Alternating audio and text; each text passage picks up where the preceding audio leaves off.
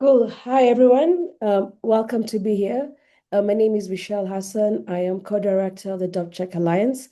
Jobtech Alliance is an ecosystem initiative that supports uh, platforms across Africa to unlock jobs. We wanted to kind of just give an introduction of why we're interested in this topic, and more importantly, like why we wanted to do this. As the Jobtech Alliance, we do actually take a project systems lens approach, not just company lens. So we're looking at opportunities that can actually help and support all those things. What does that mean? It means that we're not only looking at individual startups, but looking at actual the broader structures around them, the markets they operate in, and the incentives of like shaping behaviors and the institution that determine either job outcomes can actually improve. So we actually focus on frontier markets, sectors that are complex, underbuilt, and actually we think have high potential for structural job impact. Hence why we're thinking about labor mobility. Um, so I think you had this is a sector scan. So what is a sector scan? Um, One of the main tools we use is something we call the sector scan. And the sector scan is our attempt to make things which is messy, imaginable market legible, but also to enable people to actually review it, either to the funders, and policymakers to be able to support that. What we do is we map demand, platforms, models, and risks, incentives, and where the value actually sits in the system. And this is one of the reasons why we thought it is important to actually do this sector scan. It is not an advocacy document, but what we actually want to see is what are the opportunities that we can be able to support, what's forming in the market, and what's broken. And for us, like what can actually be able to go to scale. So why did we look at the labor mobility through a job tech lens? Because we do think labor mobility is fundamentally a coordination and a market design problem, right? It's not just a migration story. It's either one side to the other side. And the core failures in this space are actually around what we talked about: transparency, financing, compliance, incentives, and trust. And all these things actually create frictions when you think about platforms when they're going to do and build to solve. We truly believe that platforms are able to um, play a role in this, but we understand that technology alone cannot solve them. So as Jobtech Alliance, we do understand like this is a sensitive topic, but we are treading cautiously because we do think there is potential to do the work. But we do actually believe that the platforms are generally able to support this and improving the outcomes. Hence why in this webinar today, we actually wanted to show you some of the platforms that we met during the potential opportunities when we're trying to do this work to be able to support that. So I will give it back to Nick to actually talk a little bit about it, but our goal is to just ensure that we're able to have more conversation around this interesting topic around labor mobility. Back to you, Thank Nick. you so much, Michelle.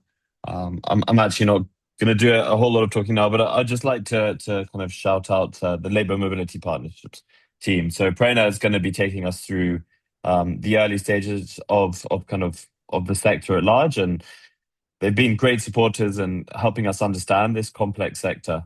They've been at it a very long time, incredibly knowledgeable, smart people.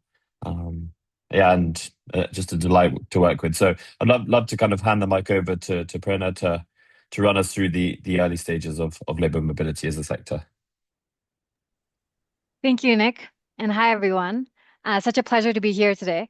So I'll be walking everyone through the importance of labor mobility as a sector and why you or everyone really should care about it. Next slide, please. So we're living through a demographic paradox, which I'm sure is familiar to a lot of you. Each year, 12 million young Africans enter the job market, and only 3 million formal jobs are created. And on the flip side, you have an aging population in Europe, East Asia, North America that's led to acute labor shortages. And so just in Europe, we estimate over 95 million workers will be needed by 2050. And so while there are open migration corridors for African workers utilized, there remains a lack of trusted and verifiable mobility companies, or even just companies operating at a scale strong enough to support the massive and growing population of young African workers. Next slide, please. And unfortunately, within these existing migration corridors, we see a lot of what we call irregular migration as a norm or the only viable route for many Africans. So irregular migration here means that migration that takes place outside the law. And I'm sure you've all seen the plight of African workers in various destination countries in the headlines time and time again. So this occurs because aspiring African workers have limited knowledge of regular and legal pathways, and the cross-border recruitment industry is often fragmented and operates informally. And so this gray economy continues to contribute to headlines such as what you see on this slide. And so Jobtech, particularly in the context of labor mobility, can shift this industry through a few ways in which will be discussed through this webinar related to increasing the utilization of existing pathways and increasing the transparency and affordability of these pathways. Next slide, please. But why labor mobility? From a developmental perspective, and we'll go into other perspectives shortly, but from a developmental perspective, jobs in high-income countries can be the most powerful anti-poverty intervention. And yet labor mobility is still a nascent and underrepresented sector when it comes to investment and development. We'll look at the stat again in the next slide, but it's important in the context of development. Remittances from migrant workers back to their home countries dwarf any other form of developmental assistance or international philanthropy at $685 billion. Yeah, that's right. Workers can earn about 6 to 15 times more than what they could earn in their home countries. And if you're thinking then about blue-collar workers, these gains increase dramatically compared to the wages they could earn back home. And these gains now dwarf what we've seen any other developmental intervention out there and are sustained and increased over a longer period of time. Next slide, please. And so beyond remittances, labor mobility also supports macroeconomic growth in the countries these workers migrate to. And this one may be a little bit more of a surprise, can actually support brain gain in the sending countries, so the countries where these workers come from. So the most prominent example of this is in the Philippines, when the nursing and education training infrastructure has increased significantly due to the overseas recruitment and popularity of Filipino nurses. And so that's actually resulted in a greater number of overall nurses being trained and staying in the Philippines, and a ratio of about 8 to 1. Next slide, please. So all of this might sound great, but why are we talking about this in the context of Jobtech? The most important part about all of this is, despite the opportunity for improving and building the industry for Africans is even greater. So as I touched on earlier, the other side to the labor mobility story is that unfortunately, the migration narrative, a migration story for many Africans, particularly in the blue collar sector, is one of exploitation. So aspiring workers pay high recruitment fees or placement fees to recruiters, and this often results in debt bondage. And there exists a lack of transparency and low accountability in the process. So that can mean workers often end up or can end up in vulnerable situation when it comes to their contract or visa. Next slide, please. And then the potential for developing young African talent for global markets, particularly when you're thinking about it from the Jobtech lens, is immense. Most migratory corridors for Africans are relatively underdeveloped. Next slide, please. So I think we can all agree that there's a large and growing talented pool of young Africans who can address the labor shortages across the world while earning more money than they could in their home countries. Now, the challenge really lies within the current labor migration system, which is often fragmented across recruitment, training, placement, has high information asymmetry between workers, employers, and intermediaries. And so that results in lower bargaining power for the most vulnerable stakeholder, the worker. And so this then is demonstrated by workers paying high placement fees and just experiencing delays and uncertainty around the process. And finally, the system is fraught with complexity and opacity, which then results in employers and intermediaries often defaulting to using more informal or easier channels. And that's where Jobtech can play a role. Next slide, please. So why now? At the highest level, there's policy momentum on both sides. So countries across Africa are prioritizing cross-border migration. And on the flip side, countries across Europe and East Asia are developing structured migration pathways. Gulf countries are also formalizing recruitment and signing bilateral agreements with many African countries. And increasingly, beyond just the labor shortages, experienced in these destination countries, resulting in demand for international workers, private sector employers are also prioritizing responsible recruitment and transparent and prioritizing ethical mobility chains to avoid regulatory and reputational risks. Finally, as we've mentioned time and time again, there's so much need for innovation in the space. So whether it's in the form of automation of processes relating to recruitment, training, placement, or in embedding support in the form of language learning or financial services.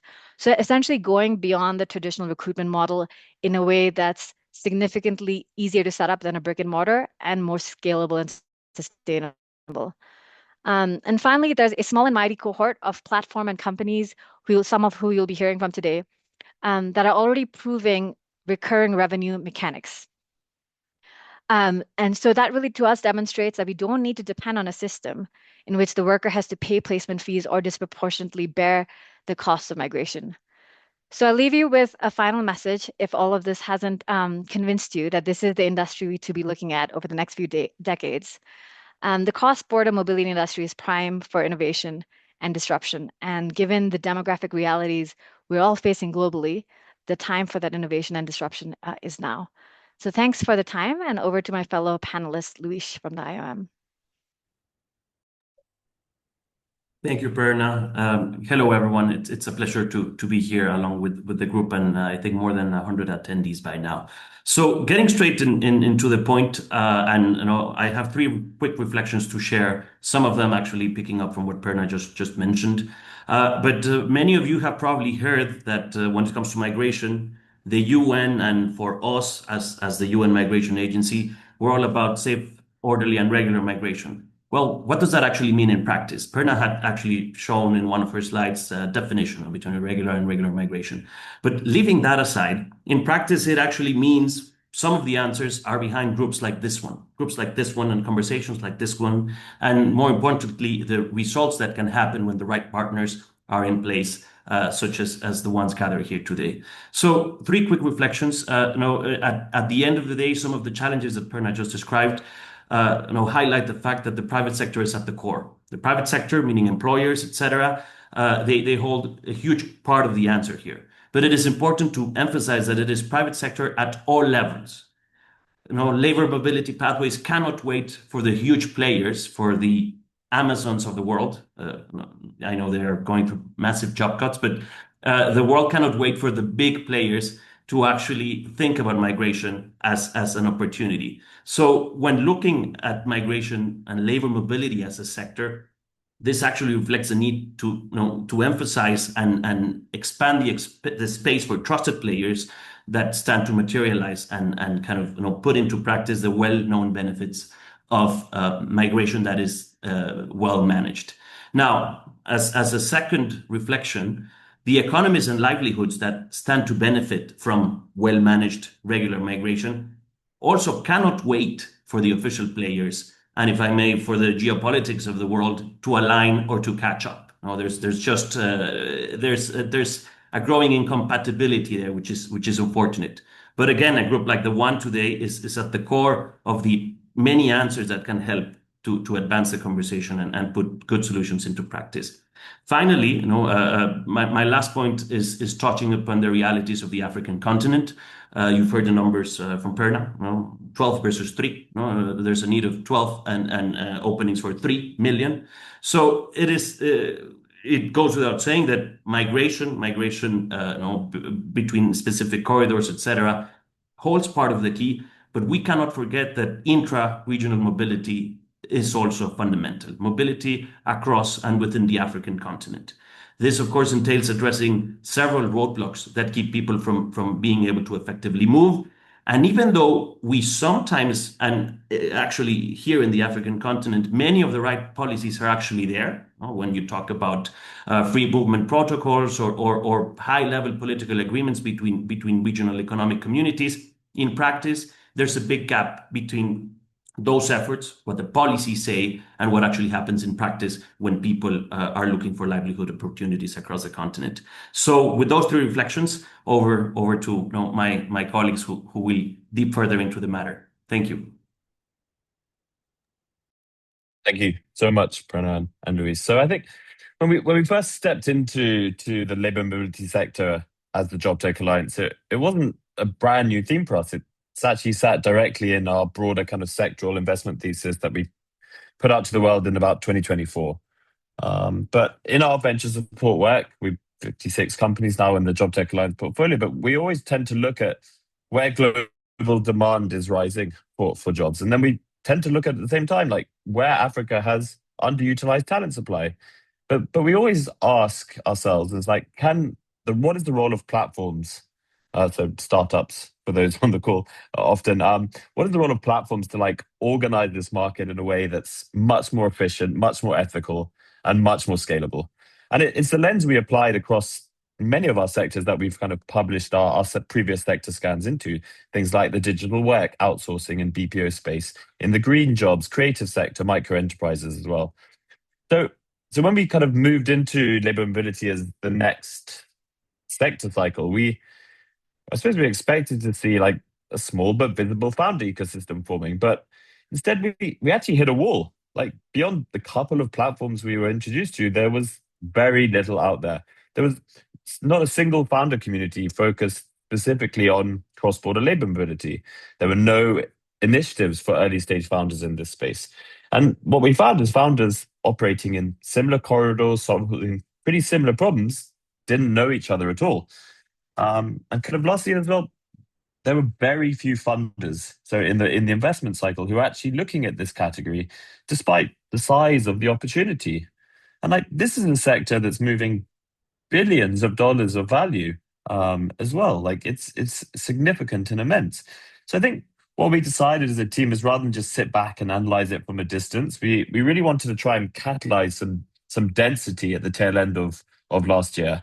So we partnered with the likes of LAMP and CFYE, IOM and Tech Safari, and we ran this thing in kind of October, November last year called the Cross-Border Jobs Startup Competition, with a really simple goal. Let's put out a signal and see who responds. Let's let the market kind of tell us what's going on. And the response was really quite significant. If we could just jump on to the next slide, please.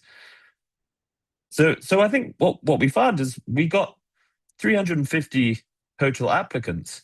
When you whittle them down, removed a few of the ChatGPT enabled ones, we had actually 100 eligible companies, and 33 of them were operating in labour mobility in Africa as well. So I think for the very first time, we could actually start to see the contours of a sector. And it was super interesting. And when you layer them all and you review them in the abstract, like we got some really interesting insights. We looked at things like the GCC corridor. So this is into the Gulf, it's heavily represented out of those 100 platforms. I mean, typically these are very fast deployment models. There's a lot of blue collar movement, but also like really high sensitivities around worker protection and employer behaviors. The DACH corridor, like Germany, Austria, and Switzerland, was very kind of skewed towards regulated healthcare pathways. So think like much longer timelines, a lot of complexity around licensing, language thresholds, but also really durable, sizable demand. And then we looked at a lot of companies in the UK, kind of Canada, US corridors, centered around skilling and placing and study to work models. So much clearer rules, but often kind of very long, expensive journeys for workers as well. But I think what we noticed was that like each of these unique corridors required very different capabilities, different capital structures, different approaches to worker support. And so it came quite clear to us as kind of the working group that like labour mobility is not a single market, it's a set of corridor-specific systems. So the platforms that are emerging in those systems were emerging, inside those systems, not just like across them indiscriminately. And it's what led us to start building the very early basis of the sector scan and a structured map of the sector. And I'll come back to that in a moment, but I wanted to first hand over to Dan Yu, who's going to speak directly from a founder perspective about why he thinks this moment feels so significant. Thanks, Nick. Really excited to be with you all here today. And so some of you might know me as the founder of Wasoko, and might be wondering why is this e-commerce guy on this call? My involvement with labor mobility and overall cross-border migration has actually become extremely exciting. And what I can say is, as I've been building, my previous business across, many different African markets, I became very interested in this bigger picture question of, what are some of the most transformative initiatives that can actually build that can really ultimately improve economic opportunities, improve livelihoods. And as I started going through the research, a lot of which Prerna presented earlier, I came across the absolutely transformative, life-changing, generationally changing effects of cross-border migration. The reality is, if you just look at the data, there's really nothing else that comes close. The particular organization that also kind of helped, get me up to speed and get involved is actually a very pioneering nonprofit called Malengo, which some of you may be familiar with as well. Started by this economics professor out of Cornell University, Johannes Haushofer. And it was actually through that, initially getting involved as a board director and now as board chair, that I kind of realized how amazing it is when you can successfully kind of move people and put them on career paths where the upside is just absolutely transformative relative to anything else that would be possible. So I can tell you from the Malengo example, so just by taking students from East Africa and getting them into university or vocational pathways in Germany, we're increasing their career earnings by more than $1 million, which is just insane. There's like nothing else that could possibly be done. When you talk about, in-country training or other kinds of, interventions that you could do that comes anything close to that. Malengo itself, I think, has really shown that this is possible, and not doing it just as a charity, but actually doing it in a way that's generating market returns. So, basically issuing these financing structures, income sharing agreements in the Malengo case, that actually allow investors to kind of put money in to back groups of students to go undertake their studies and complete these trainings to then kind of repay back on those to enable us to pay that forward. And so in the Malengo case, with over $20 million raised, hopefully much more to come, we're expecting to enable this cross-border career migration for more than 10,000 students in the coming decade. And that translates into more than $10 billion in increased lifetime earnings. So I just think like the upside here is just so massive. As Prerna mentioned earlier, the money that gets earned and then ultimately sent back in remittances is just, so much larger, dwarfs, even if you look at foreign investment and foreign aid combined. And so the reality is that there's so much to build in this ecosystem, and so many new capabilities that are now possible too. If you think about, where you can plug in AI to kind of streamline a lot of previously very kind of manual and process intensive things. And so, my view is we just need so many more builders, so many more founders, talent, kind of getting involved in the space, kind of solving different pain points in the ecosystem. And so, even for myself personally, I'm excited to actually be dedicating the next chapter of my career to supporting operators, entrepreneurs, building specifically in this ecosystem, so we can create, many more Malengos and many more types of organizations that we need to really unlock the full potential of transformative migration. Super, Dan. Thank you so much. Love to hear that stuff. So, briefly, kind of when we approach sector scans at the Jobtech Alliance, if we could just go to the next slide, please. And it's a little bit of a noisy slide. Taxonomy is actually one of the most important outputs, we believe. It's also one of the most time-consuming. We do a lot of back and forth as a team, debating inclusions, exclusions, definitions, a whole host of other kind of complex points. And it's not just because we love categorizing things, but we actually believe that like true ecosystem building needs shared language. We need founders in the room they need a way to explain what they're building without everyone kind of having something different. We need funders to see which models are genuinely different and where risk defensibility sit. And honestly, for the sector itself, like taxonomy is how you start forming a category instead of just a set of isolated players, which is what has been happening kind of over the last 5 years on the continent as well.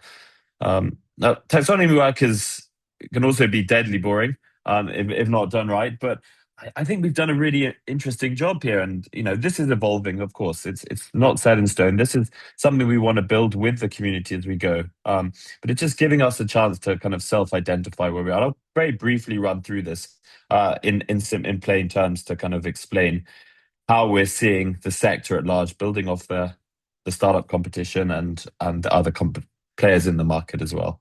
So on the left-hand side, we've got direct recruitment and managed placement. These are platforms connecting African workers into overseas jobs, working directly with employers. They're taking control of the process, so things like sourcing, vetting, documentation, visa coordination, all the way to mobilizing workers. And really, they're trying to replace the informal brokers with something much more structured, accountable, but with safeguarding at their core. Moving slightly across, we get skid and place models. These are models built for corridors where worker readiness is the bottleneck. Things like language, licensing, credential recognition. These platforms integrate training and placement, because if you don't solve for the readiness problem, the placement most often fails, or the worker never even gets there in the first place. We also have in this kind of employer sponsorship bucket, managed staffing and employer of record style models. These platforms are actually much closer to the demand side and take on a lot more responsibility. Things like sponsorship, payroll, compliance, sometimes even housing and post-arrival support. And they're much more operationally complex, but they also have more pricing power and much more durable revenue as well. We also have study to work pathways, things like Malengo as well, and seasonal work platforms as well. These are moving people on seasonal basis as well. We've then got kind of this third-party sponsorship, which is where a lot of kind of the African migration story has come to as well. Things like government-to-government workforce programs, humanitarian to work pathways, and looking at refugee livelihoods as well. And then on the right, you'll also see irregular migration. And we kept it on purpose. It took quite a lot of back and forths on this. But I think because a lot of corridors on the continent, the default experience for workers is still very informal, most of it on WhatsApp channels, informal agents, very low trust networks. And we didn't include it just to legitimize it. It's actually hopefully to keep everyone's attention on what the baseline is, and try and make a bit of the contrast a bit more visible as well. Then you have at the bottom, this bottom layer called unbundled services. And these are companies that typically don't own the end-to-end pathway, but they plug in major gaps in the system, things like financing, documentation, verification, compliance support. And they can attach to almost any model. In what we like to call it Jobtech Alliance, we like to call it multiplayer mode. And we think they actually make the difference between a pathway that works and one that kind of collapses. So if we just jump quickly onto the next slide, please. Alongside the taxonomy, we've also kind of put together, I think, the very first market map on the continent as well, to make visible kind of the growing number of operators emerging across these corridors as well. But rather than kind of just hear me drone on and on, I think to make this taxonomy and market mapping kind of concrete, I'd like to invite 3 speakers from the Jobtech Alliance portfolio to share more on their journey. So I'd like to kind of firstly introduce Vuyo, who's the co-founder and CEO of Propeller Health, to share a bit more on his platform. Thank you very much, Nick. Appreciate that. And thank you everyone for coming.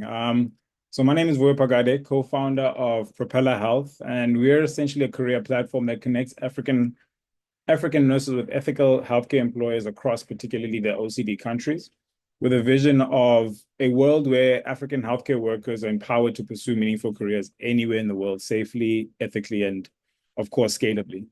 Next slide, please.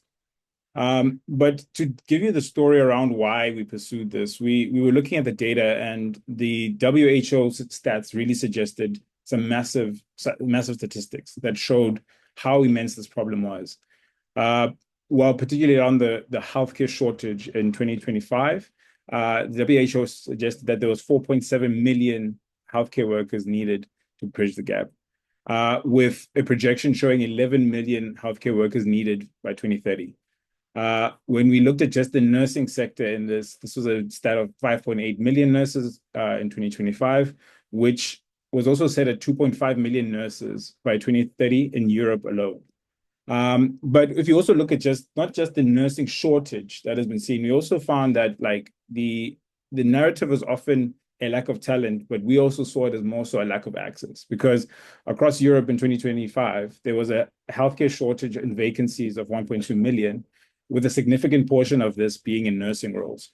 Now, focusing particularly on the market, the global north, well, this is faced by a double aging problem. One, that there's an aging population, which is going to demand more healthcare workers. However, there's also a large portion of the healthcare workforce in Europe retiring over the next 5 to 10 years. And so while there's already been massive dependency on international recruitment, and looking at two markets in particular that we were focused on, Ireland in of itself has 52% of its healthcare nursing workforce being foreign trained, and 92% of the growth over the last 15 years has actually come from internationally recruited nurses. And where in the UK, 25% of their current workforce is actually foreign trained nurses, the NHI recruited 25,000, over 25,000 nurses in 2022, 2023 alone. Next slide, please. And so the question for us was, if there was such a massive demand for nurses, why is it that we couldn't plug this with African nurses? The stats in of itself paint a very clear picture. 1 in 3 healthcare workers in Africa are unemployed. 400,000 plus trained nurses across Africa unemployed. And when you drill down specifically on South Africa, the number is 25,000 in of itself.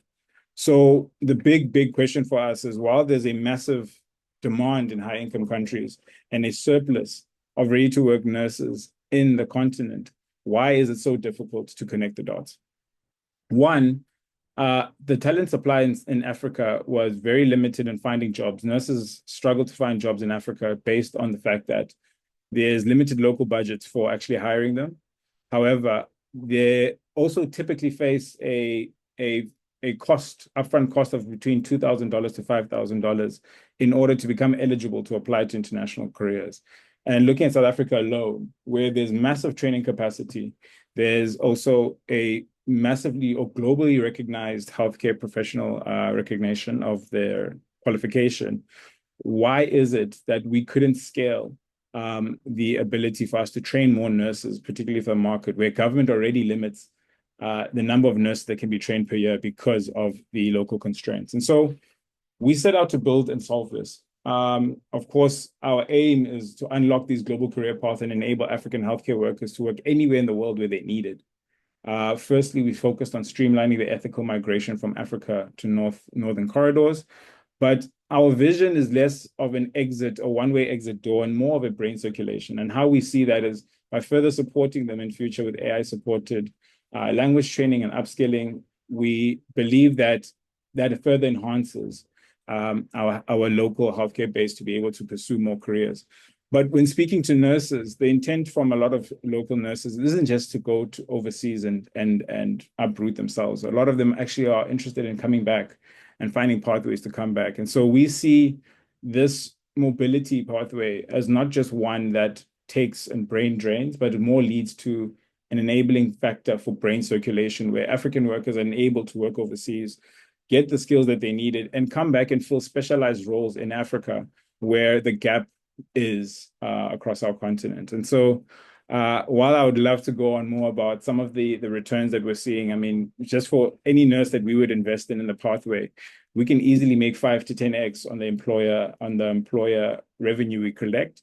But the impact end is also enabling the nurses themselves to unlock incomes of 3 to 4x more than they would in the local markets. And so we're excited about continuing to build in the space. We already have some excellent backers that are seeing the potential of this, but as mentioned, there's still a lot of work to be done. So we'll continue to go down this pathway with the help and support of partners such as Jobtech Alliance. Brilliant. Thank you, Buya, so much. Next, I'd love to kind of just quickly bring Finn from Edilo to talk a little bit about their managed placement model. Thank you, Nick. Hey, it's Finn here, founder of Edilo, a recruitment platform exclusively focused on blue-collar migration to the Gulf. Before we get into kind of our first example of a placement, it might make sense to kind of spell a little bit out more on what informal recruiters mean, on what brokers mean, and like put like some dirty examples to it, right? So if you look at the total blue-collar migration to the Gulf, right, it's the only global recruitment flows that are in the millions as opposed to like in the hundreds of thousands. So every year there are between 3 to 4 million blue-collar workers going into the Gulf region, right, being like Saudi Arabia, United Arab Emirates, and Qatar, the three largest markets. Like a fraction of that comes from East Africa, a couple of hundred thousands, with the majority coming from South Asia and Southeast Asia. And that system is in almost every single country, across geographies, across continents, always designed the same way, right? It's to structurally take advantage of like the workers, and it starts from the moment they kind of seek out these opportunities, which oftentimes is kind of a rural setting, up country. It then goes on to like the recruitment agent, which typically sits in the capital or like in a tier 1 city, right? But it even continues on the other side of the border, right? Once they arrive in their destination country, right, then there are like wage thefts or wage withholdings, right? There are typically a lot of fees that have been also remitted for the visa costs to the employers. And then in the specific case, and that also luckily made news headlines, is like domestic workers are typically getting like the worst treated, right? And I think it's well documented. And if you take like a step back, right, if you want to clean up that specific system and that specific corridor for blue-collar workers to the GCC, one needs to kind of understand what are the pain points for the employers, right? And what we've done is we've extensively spoken to employers in the GCC just to understand, okay, from the current system, what doesn't work for them? And it turns out the system that is currently in place is also hurting them in various ways. And we identified 3 specific pain points. The first one being just the speed to deployment. Because the workers need, in the case of Kenya, save up to 200,000 shillings that are typically being paid to like these agents, brokers, and middlemen. It takes a while to have that money ready, right? So it takes up to 3 months until somebody is kind of ready and kind of can remit the money in the process, right?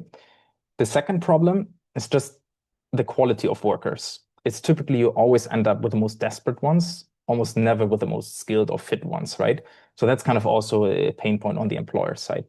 And then the last point, right, is that regulation is slowly but progressively cracking down on these practices, right? Because even a place like Saudi Arabia, which typically has like the worst reputation, is working on kind of safeguards, regulations, and on audits to kind of make sure that the workers are being paid properly and recruited properly.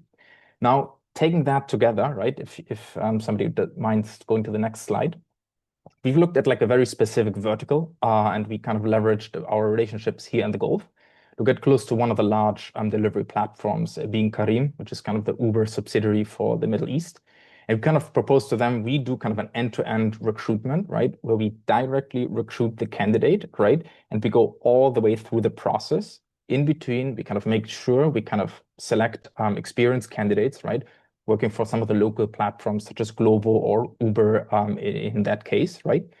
And that's what we've done and what we so far experienced. We've brought over our first batch of 23 riders 2 weeks ago here to Dubai, is that if you control the process end to end, and if there's nobody in between you and the worker and you and the end employer, you have like certain leverage and certain oversight, right? So for example, I can make sure that like the contracts are all ready and attested, right?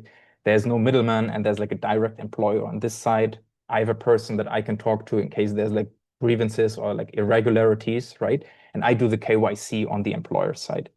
Then on the worker side, right, I can directly onboard the worker together with a recruitment agency partner, but I make sure that the worker trusts me and my team, right, and knows that we wouldn't take any money upfront, right? And that drives us like a lot of inbound and makes sure, right, we have also that side of the equation figured out. Now, if you rinse and repeat that process, right, what you do is you actually see trust in like a sector that like doesn't know trust at all, right? And you have trust with workers, right? And that what helps you is you get like the better skilled and the better fit candidates, right? And you also get them in a relatively fast process, right?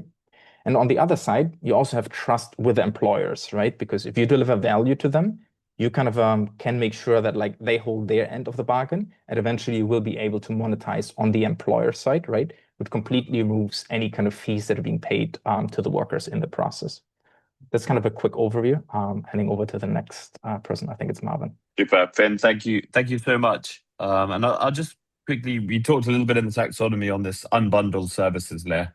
And so I'd like to kind of also invite one of the winners of the cross-border jobs competition, really needed a better name, to give a quick overview into his kind of wellness platform for migrant workers. Over to you, Marvin. Thank you, Nick. My name is Marvin. I'm another e-commerce guy who's solving this problem. We're building Luca, which is a mobility financing startup. We're building ethical financing products to enable cross-border migration. Next slide. One of the biggest barriers to labor mobility is financing. A typical worker will require anywhere between $1,000 to $2,000 pre-departure. This typically ends up paying for documentation, training, your medicals, flights, visas, and any sort of other ancillary expenses that you have to bear before the journey of migration. Next slide. So the current financial infrastructure actually fails these workers. If you look at sort of the local landscape where you have banks or even fintechs who do lending locally, these are guys who are sort of focused on local channels. You require local collateral, credit history, and a lot of these workers are thin file borrowers. They don't have the history, they don't have the collateral, so they can't borrow locally.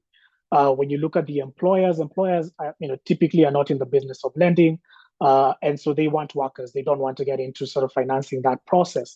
And then you have fintechs who are largely focused on post-migration. So you have a lot of folks solving remittances. So they show up once the worker has arrived. But the question is, who's going to get this worker from point A to point B, where you can unlock, the income that has been mentioned before. And so, we're looking to solve for that problem. Next slide. Migration is not a speculative event. It's actually something that can be underwritten using, the future income stream. So when you think about, you have pre-secured jobs, we've vetted the employers, the earnings are actually dollarized. This is one of the best financing opportunities on the continent right now. And unfortunately, no one is doing it. And as Luca, we're looking to solve this problem. Thank you. Thank you so much, Marvin. And I think we've just heard three very different but inspiring kind of founder stories, super interesting. And I think going back to kind of some of the stuff we talked about earlier, like very different corridors, like different bottlenecks, different positions in this emerging taxonomy. But if you put them all side by side and they're on some of the additional ones from the sector scan as well, you realize quickly it's not just one neat category. So like when we step back onto like this bird's eye view, what stood out is like it's structural patterns that we're seeing repeating across the corridors as well. And I think the first big pattern that we saw is the misalignment. Like the legacy migration systems have always rewarded access to jobs, and crucially, never been about the outcomes for workers. And I think that's really important because ultimately that's why we're looking at the sector at the Jobtech Alliance, because it should be about outcomes for workers. You're looking at risk is always systematically being pushed onto the workers, like payment flows, like towards whoever controls the job slot, and things that Finn talked about earlier as well. And I think it all explains why this informal and irregular channels are still dominating the market. If the kind of formal pathway is really fragmented, expensive, like workers will just default to what's accessible. But what was really interesting to us is from all of these inspirational founders and more is like how they're actually responding to the system. And again, highlighting theirs, like they're not just building these broad generic migration marketplaces, they're actually building around very specific pathways, and quite often like the pathways dictating the platform. So if you're moving, for example, nurses into Germany, your entire model revolves around language, license, credential recognition. But if you're deploying workers into the GCC, it's a completely different machine. Speed really matters here. Contract clarities, post-arrival compliance, they're very different kind of operational pressure points as well. And secondly, we're starting to see like a responsibility shift. Like some platforms are staying very thin. They simply match and step back, but others actually move deliberately much closer to payroll, to sponsorship, compliance, and retention. And like when that happens, they start looking much less like brokers and starting to look like real operators. And for us, that's really interesting because it changes like who holds the risk and ultimately who's going to capture the most value from this market as well. Thirdly, going back to Marvin's point as well, like migration financing just keeps showing up across most corridors. Like upfront liquidity is clearly blocking capable workers from moving across borders. So if platforms don't solve that structurally, informal debt will continue to fill the space. But when they do solve it or partner or multiplayer mode with platforms like Luca, worker outcomes will stabilize. There'll be much less debt pressure, fewer collapses, and much more predictable transitions into work. And I think finally as well, like irregular migration isn't disappearing at all. These WhatsApp groups still dominate in many corridors. So in reality, a lot of these platforms that we're seeing are not just competing with each other, they're competing with an entrenched informal market. And I suppose that's the environment that this sector is trying to reorganize as well. I think we could probably just jump a couple of slides just in the interest of time. And I'll close just to the next one, please. Yeah. And I'll close very briefly by sharing our investment thesis at the Jobtech Alliance. So an investment thesis kind of reflects the type of platforms that we believe can deliver both commercial durability, but also very strong worker outcomes. The ones that we were going to be prioritizing in our own venture support. And the ones we also think other serious investors should be looking at closely. We are but just one participant in this ecosystem. The thesis is not fixed and it will certainly evolve as the sector evolves. We update our investment thesis all the time, but it reflects what we think real responsible scale is most likely to occur. And just some of the kind of the very top line points here, I think the platforms that we're most interested in is, corridor depth over geographic breadth. We're much more interested in platforms that solve deeply for one regulated corridor than those attempting to do broad matching across multiple markets. We really want to look closely at where the operational accountability sits. So models moving much closer to compliance and payroll. They tend to be much more durable, solid businesses than those that just stop at the place part of the migration chain. Third, like we love this at the Jobtech Alliance, but it's about multiplayer mode.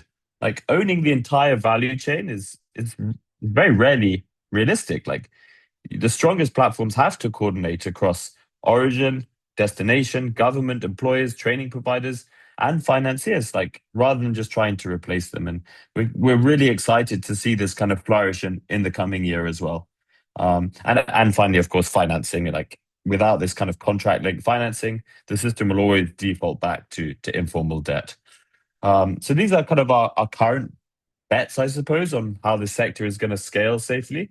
So the purpose of us publishing an investment thesis is not to dictate anything. It's just to contribute to some shared thinking. And we're starting to see capital slowly but surely flowing and moving into the space, which is great and exciting. But the question to us is not really whether money will flow in. It's actually how this capital will be allocated. If it's going to be chasing volumes without understanding corridor risks, regulatory exposure, worker protection, we'll simply digitize the same misaligned system. But if we can get capital to back platforms that take real responsibility, go very deep in specific corridors, we will genuinely improve worker outcomes and we'll build something much more durable in the process. And I think, and I hope through our sector scan, and please do have a look, download it afterwards. It's a slight monster report. It's close to 40 pages now. We could only cover a little bit of it today, but hopefully that's the lens that we're bringing to this sector as well. So I'd like to thank everyone on the call. I know we've got a few questions piling in as well. I'm just going to take one quick breath and then go through them as well. I had a quick question from, I'm not sure who it's from. It's hard for me to see on this, Jake, but there is a question here about, are there many platforms supporting south to south migration? Regional migration is far more common than south to north. So what we found, and we're basing a lot of our analysis of the cross-border competition, was very little intra-Africa platforms. There were very few looking at south to south migration. Maybe because the incentive structures aren't quite there yet, but definitely hope to see. It's ultimately where a lot of the migration takes place today, as well. There's a question for Vuyo here about from Propeller is what does Propeller intend to do to streamline the migration to northern corridors? Yeah, thank you for the question, man. It's a very good one. So what we do is we have a 5-step process. We have the initial vetting and sourcing of candidates locally, and we align them with some of the demands from the global north. We've picked particular two starting markets, 2 corridors, the UK and the Ireland, solely because there's already strong correlation with South Africa's healthcare qualification, as I'd mentioned. We then do a language training and cultural training component. So we have a readiness program that we run online, and essentially support the nurses in eligibility requirements. So there's a various list of requirements that they need that allows them to be, sourced or employed overseas. We then also help with the financing of, as Marvin mentioned, that we also help with the financing component of that need for eligibility. So what we do is we price that eligibility. We always call like an eligibility fee to the employers, and then support nurses across that eligibility component before they get sponsored, and support them with training, interview training, and ethical employer matching. That's a very critical component where we only connect them with employers that are considered ethical in those markets. To more than that, we're looking to use AI to just streamline more of that process, onboarding nurses onto our platform where they can manage that across the board. I hope that answers the question. Fantastic, thank you. So I think maybe just one last question, and maybe I'll direct it to Luis or Prerna. But it's here saying about it's not quite clear what trust means materially. Are there any specific practices or guarantees in place that you've seen in the market? Thanks, Nick. I might actually ask for a clarification on what the question actually is looking for. I think it's going to be Luis relatively tricky for us to do that in this chat Q&A feature. Nick, if you don't mind, I would also like to kind of just take a stab at it, considering please do, it might relate to my slide. Yeah. So actually, how you kind of get trust, right? It's the old school way, right? You need to kind of shake hands. You need to be approachable with the guys. In the case of like my group, right? I traveled with them to kind of Dubai. I'm now staying with them here, right? You need to figure out like these small things like organizing a SIM card, making sure that like, enough pocket money going around, right? So it's like a lot of just being approachable, right? And then like the trust on the worker side will kind of feed into itself. And it obviously helps if you just have integrity, right? So most of the guys I onboarded back in personally, right, in kind of Westlands and a bunch of like the rider spots back in August, right? And then you just need to stay true to your word, right? You just can't charge these guys any kind of upfront fee, right? And you need to walk them through the contract, right? You need to lead like the interview with the employer, right? You need to kind of organize the trip to the airport, right? And like if you just do it as kind of a person, right? It's might not be scalable from day one, right?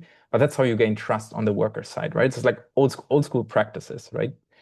On the employer side, you do a lot by kind of just doing like a clean KYC, right? So you need to make sure you have like the right paperwork in place, right?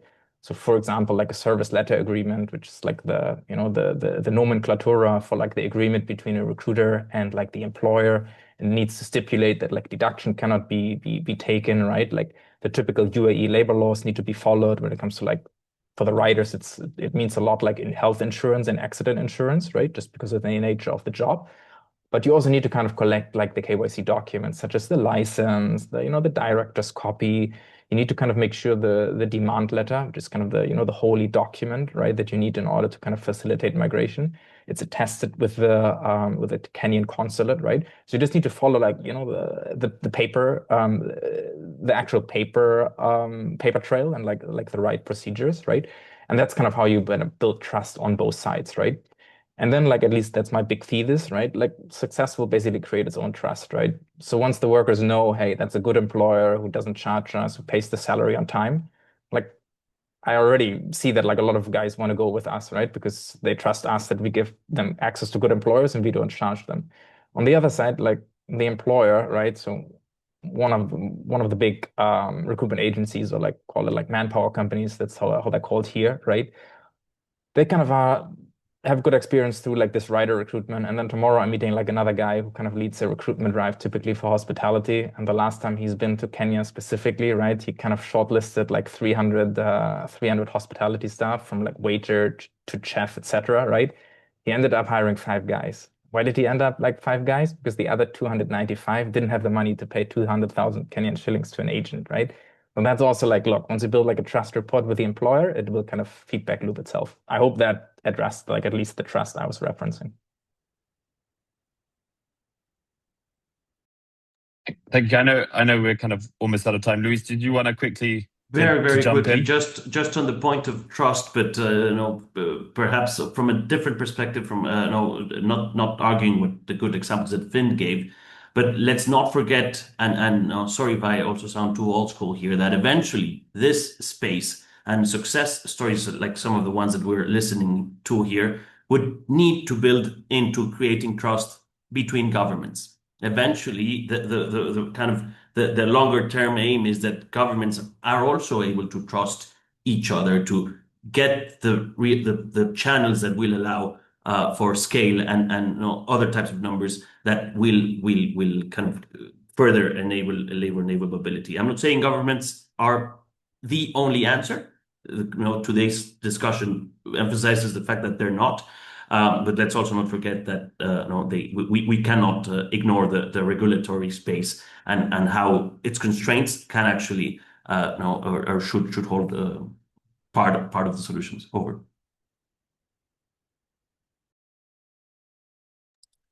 Great, thank you. I know we've kind of gone slightly over here. There's a number of questions that the team has kind of been collecting, and we'll try and get back to those that have asked as well.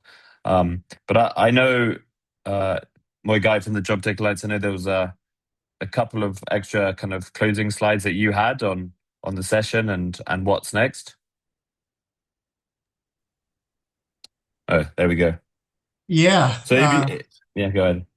Yeah, thanks, Nick. Yeah, first of all, I apologize for the chat feature. There have been some questions that have come in that we haven't been able to get to.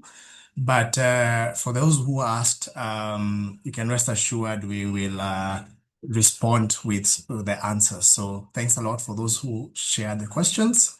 I think it's just very important for us just to get a little bit of feedback on how this session went.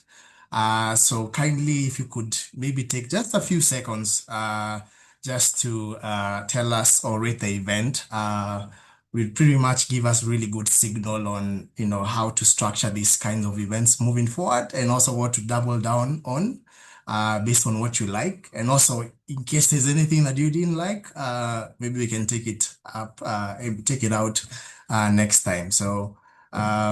Yes, I've just dropped the feedback form in the chat. And as for the next steps, I know a lot of you have asked for the scan. Chris in the chat has already shared the link to the scan. So please feel free to go there, download, consume all the extra bits that we didn't get to cover today. And hopefully that will be helpful to everyone. Back to you, Nick. Brilliant. Cool. I think that's all from us, and I would just like to thank everyone who spoke today, provided us such fantastic insights and stories. It's been an absolute pleasure kind of working with you, and we're really excited to see the beginning of this ecosystem forming, and kind of where we're inevitably going, delivering real positive outcomes for workers doing cross-border migration. So thank you, everyone. And please do stay in touch, keep us in the loop with what you're building, or any news you have, and hopefully this ecosystem can continue to thrive. Thank you.